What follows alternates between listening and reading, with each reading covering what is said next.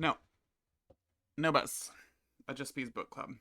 Today we have our first and frankly potentially last graphic novel edition of No Buzz. Every episode is potentially the last, but I have three to do tonight, so I whatever.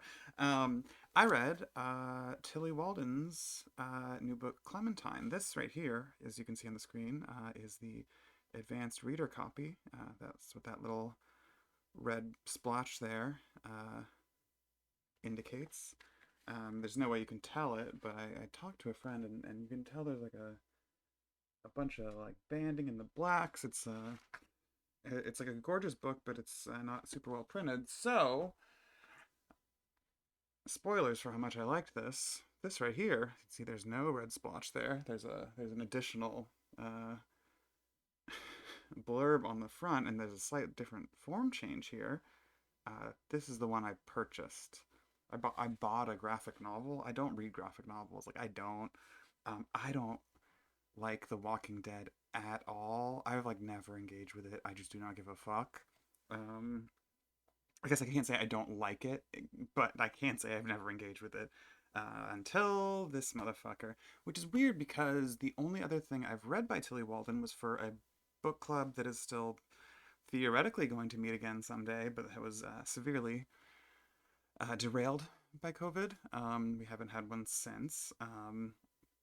Where we read On a Sunbeam by Tillie Walden, a young adult graphic novel about a young woman who like works sort of manual labor on space stations that I thought was like pretty and okay, but didn't set my world on fire.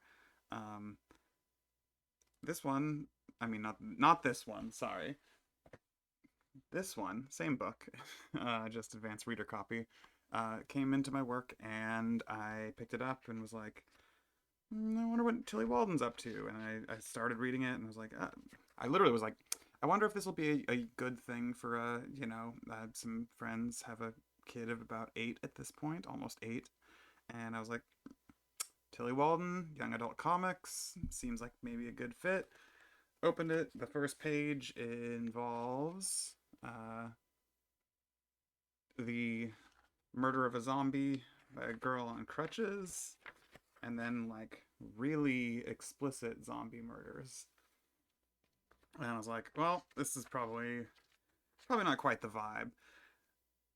Except I didn't think that right away. What I did was think, damn, there's a really impressive use of black and white and like line drawing here that makes me want to keep reading it. And then I kept reading it, and then I kept reading it, and then I realized I was like at work just reading a comic book while my coworkers were doing all the work that I wasn't helping them out with, and I was like, okay, I guess it was a slow day, so it wasn't like terrible.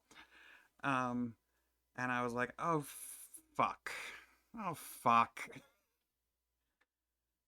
oh fuck, I like this, and it's a fucking follow up to the Walking Dead video game series that I'm only familiar with because I listened to a bunch of video game podcasts like a tool, and I have been for a long time, and it just absolutely grabbed me. I don't think the writing in it is like impeccable. I think it's solid.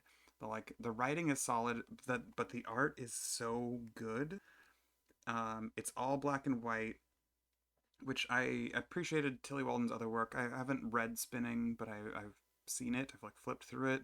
I think both Spinning and On a Sunbeam have uh, like a tritone or quadratone color scheme. Basically, they'll have black, white, and then like blues and yellows, or purples and pinks, or something like not a ton of color, just like using color to accent things, or using like a bluer gray instead of a black. That sort of thing is my memory of those books.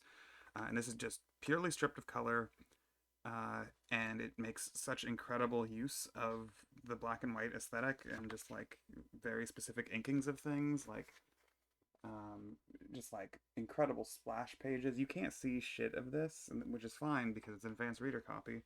Um, but like, I hold it up to the camera not to give you particular details, but to say like to just give a sense of how Tillie Walden uses the page in interesting ways. That when I was holding up a second ago was all a big splash screen, and then literally the next page, very straightforward comics paneling structure, like right, like uh, I get so turned around when I'm trying to look at the camera, but like top panel, like full bar, quarter of a page, full bar, quarter of a page, to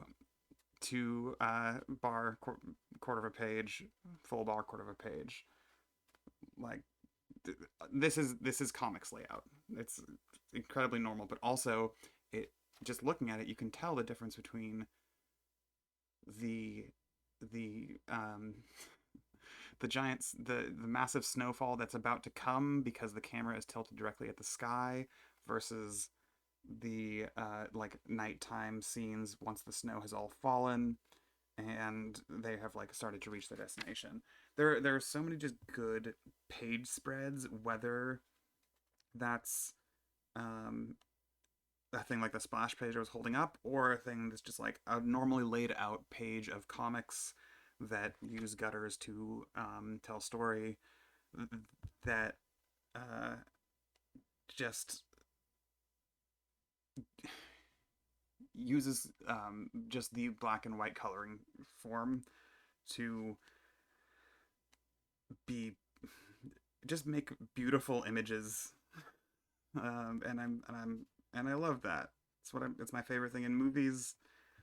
It's my favorite thing,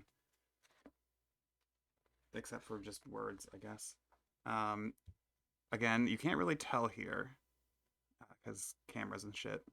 But this spread, it's in the advanced retail copy or advanced reader copy. It's 76 and 77. I guess I could pull out the actual one also, but I don't feel like it. Because I don't want to. That's the one I'm going to lend out to people, and I don't want to break the spine myself. Um, but it's the two characters and these two other people that they're now with on top of this mountain, and it's like the first shot is uh, behind the back from a low angle, so the moon is up in the upper right hand corner, and the one character off in the front is like looking over the edge of this cliff, and then you have a small insert of the three of them all looking down, and then there's another low angle shot from 180 degrees around from the bottom of the cliff that they're looking down, and it's small bits of detail or like bits of landscape detail in a vast emptiness. And then the next page, we get an establishing shot of a cabin, and the interior of the cabin is like so brilliantly detailed um, that I just to go from these like beautiful landscape black and white images with really just good like shot reverse shot, but all from low angles, uh, framing of just landscape to just head on shots of this really detailed tiny cabin and just have that right next to each other like was the moment I was like, oh fuck you, okay, fuck you, that's not fair. This is too good. Like you are this is a brilliant use of camera. It's a brilliant use of black and white. It's a brilliant use of interior exterior juxtaposition that allows for you know uh, character dialogue to go from uh, these broad expansive statements to very simple uh, interior character moments. Just like just a beautiful use of form, honestly, is what I think I'm like trying to say about this book. And I think that's like all I really have to say about the book because like I'm not a graphics novel expert, and I'm very curious if all of the wild stuttering that's happening is going to be present in this video. Um, but I'll never know because I'll never watch it because this is just for bees. I guess I am a bee. um, That's not how that works at all. But yeah, I kind of uh, very surprisingly fell in love with Clementine by Tillie Walden. Um, I think I think it's a special little thing. But also, I don't like zombies or The Walking Dead or graphic novels or Tillie Walden even that much. I mean, I think she's I don't think I don't no, I didn't dislike anything she did, but uh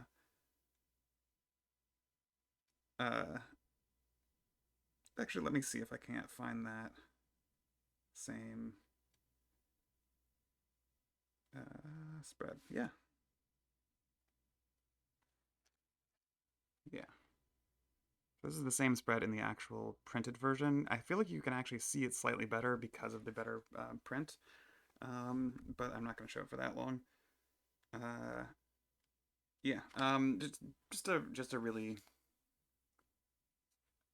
really incredible bit of formal uh, storytelling in comic books that like and the broader story is Clementine is the girl from the Walking Dead video games. This is like years and years after the end of those games. I assume I didn't play them, but she starts out traveling alone. She meets up with this person who helps her replace her lost leg.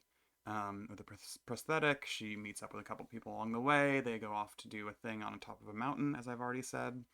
Um, and then there's some intrigue and some small moments, and then there's a teaser for book two. Uh, it's like very competently told in terms of like character moments and plotting. It's the formal stuff that like just dragged me in like oh motherfucker like yeah I haven't seen I don't know that I've ever seen a comic book as gorgeous as it honestly, but like that's my lack of knowledge rather than a necessarily you know uh, statement about the form as a whole or this book in particular. Anyway, thanks for not watching.